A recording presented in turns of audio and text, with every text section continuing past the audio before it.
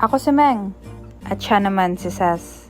Kami ang first SUV mobile coffee sa Pilipinas.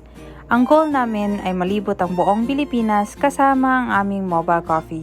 Tara, samahan niyo kami sa aming journey.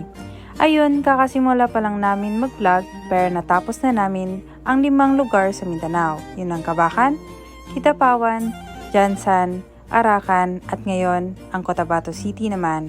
First week pa lang sa Cotabato, may nag-book na sa amin for wedding event. Syempre, handa ang Ryoko Coffee Travel sa mga ganyan. Nag-prepare na kami para sa event at thankfully successful naman. After ng event, dumiretso na kami sa aming spot at nakilala namin ang isang influencer na si Sir Amigani. At dahil sa kanya, mas nakilala ng mga taga Cotabato ang aming mobile coffee.